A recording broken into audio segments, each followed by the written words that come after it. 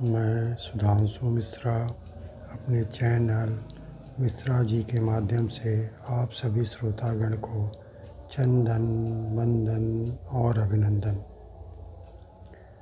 नीलाम्बुजश्यामलकोमलांगं सीतासमारोपितवामभागं पाणौ महासायैकचारुचापं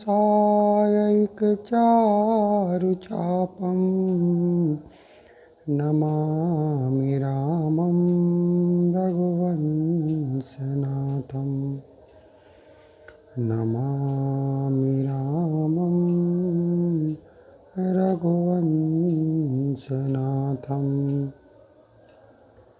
प्रिय श्रोतागण, इधर 2 दिन पहले 4 धामों में से बद्री धाम और रामेश्वरम के बारे में चर्चा हो गई थी।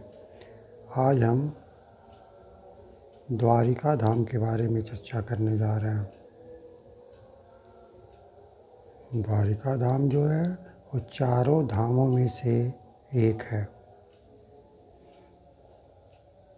यहाँ तक कि शंकराचार्य द्वारा स्थापित 4 पीठों में से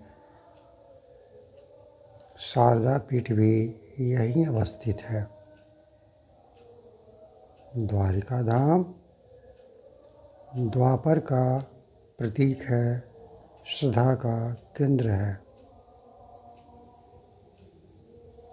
मथुरा से प्रस्थान करने के बाद श्री कृष्ण द्वारिकापुरी में ही अपनी राजधानी बनाए और खुद वहीं द्वारिकाधीश बन करके निवास करने लगे। आज भी कृष्ण को द्वारिकाधीश के ही नाम से जाना जाता है। यही द्वारिका है जहाँ कृष्ण के पुराने और परम मित्र सुदामा जी पधारे थे और कृष्ण ने अपनी मित्रता की मिसाल सिद्ध कर दी। द्वारिकाधीश होने के बावजूद भी उन्होंने अपने विपन्न मित्र की इतनी इज्जत की कि आज भी वो मित्रता के नाम पर मिसाल है। उन्होंने खुद से उनका पांव पखारा और गद्दी पर उनको सिंहासनारूढ़ किया।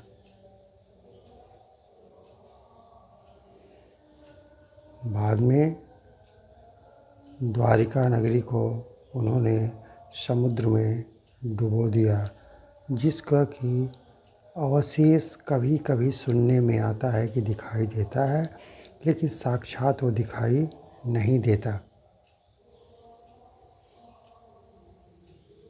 आज भी 4 धामों में द्वारिका धाम की यात्रा करना बहुत ज़रूरी है और उसकी यात्रा करने के बाद ही चारों धाम की यात्रा पूर्ण हो पाती है। द्वारका जो है गुजरात में अरब सागर के तट पर बसा हुआ था, अब तो है नहीं। इसीलिए हमारे सनातन धर्म में चारों धामों की यात्रा का बड़ा महत्व माना गया है। सतयुग के बद्रीनाथ,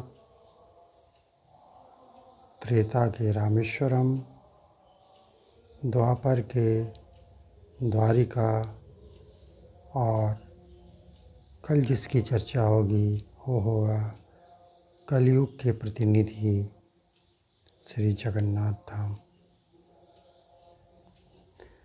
सनातन धर्म में तो धाम का बड़ा महत्व दर्शाया गया है, लेकिन मेरे हिसाब से चारों धाम संभव हो, शारीरिक आर्थिक रूप से आप सबल हों तो उसकी यात्रा ज़रूर करें, लेकिन उसके पीछे परेशान ना हों, कर्ज लेके यात्रा ना करें, घर में कलह करके यात्रा ना करें।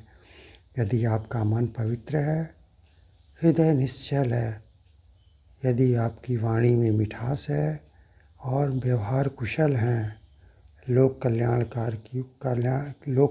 की भावना है, तो घर बैठे भी आपके चारों धाम का पुण्य मिल सकता है। अपने घर से बड़ा और धाम कौन हो सकता है। अगर हम चारों धाम की यात्रा करके ही आएँ और अपने व्यवहार और वाणी में सुधार न लाएं तो मेरा घर तो नरक बन जाएगा ना। जबकि इसी धाम में हम जन्म लिए, पले बढ़े और आज की भी परवरिश यहीं होनी है। इसलिए मेरे विचार से कि यदि संभव हो तो चार धाम की यात्रा ज़रूर करें, वो हमारी श्रद्धा के केंद्र हैं। लेकिन यदि संभव नहीं है तो अपने घर को ही चारों धाम बनाएं। इसी में आपका भूत, वर्तमान और भविष्य सब बसता है, सब अवस्थित है और सब केंद्रित है। यदि हम ठीक हैं तो मेरे पूर्वज गौरवान्वित होंगे और वंशज सही मार्ग पर चलेंगे। इसी के साथ मैं अपनी वाणी को विराम देता हूँ। विशेष के लिए मेरे चैनल मिश्रा जी से जुड़े रहें। जय श्री राम।